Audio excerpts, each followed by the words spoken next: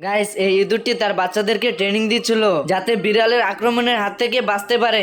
আমার জন্য এটা কোনো ব্যাপারই না, কোনো ব্যাপার না। তোমাদের যা কিছু আছে তাই নিয়ে প্রস্তুত থাকো। আচ্ছা। এদিকে বিড়ালও তার বাচ্চাদেরকে ইঁদুর ধরার জন্য ট্রেনিং দিচ্ছে। এরপর বিড়াল একটি খেলনা ইঁদুর মাটিতে ছেড়ে বলতে থাকে, শাহিন নটির ফুলাকে ধরে ফেল। এরপর ইঁদুর ফাঁকিবাজি করে ঘর থেকে বেরিয়ে যায়। এদিকে বিড়ালের বাচ্চাও ফাঁকিবাজি করার জন্য ঘর থেকে বেরিয়ে যায়। হঠাৎই দুজনের ভিতর দেখা হয়ে যায়। কত হিম্মত একবার দেখি। তুই থোড়া সা ভ্যান কা ওড়া क्या?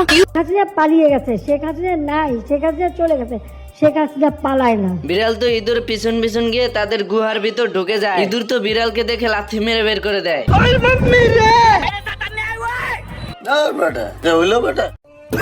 এই বিড়ালের বাচ্চাটি ঘর থেকে পালিয়ে ইঁদুরের সঙ্গে ডান্স করতে চলে আসে। বিয়া শাদি খোদার হাতে, খোদার হুকুম লড়ে না, খোদায় যারে কলম মারে সেই কলম আর ভাঙে না।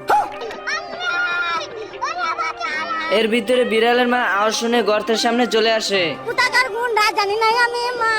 ইঁদুর তো বিড়ালকে বাঁচানোর জন্য গর্তের ভিতর ঝাঁপ দেয়। বিড়াল তো এদিক ওদিক না যেতে পেরে স্রোতের সঙ্গে ভেসে যেতে থাকে। ইঁদুর তো সাঁতার কাটতে কাটতে একটি গিটার দেখতে পায় এন্ড ওইটাতে উঠে বিড়ালকে বাঁচানোর জন্য চলে যায়।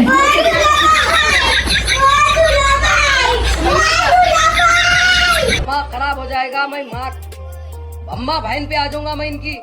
Helicopter helicopter. এদিকে বিড়াল আর ইঁদুর তার বাচ্চাদেরকে পেয়ে খুশিতে আত্মহারা হয়ে যায়। না গাজা গাজা তো খাই না, আমি সিদ্ধি খাই মাঝে মধ্যে। এর ভিতরে হঠাৎ বিড়ালের ইঁদুরে মার দেওয়ার কথা মনে পড়ে যায়। তাই বিড়াল নিজের প্রতিশোধ নেওয়ার জন্য ইঁদুরের উপর হামলা করতে থাকে। আরে শালার মতো রাত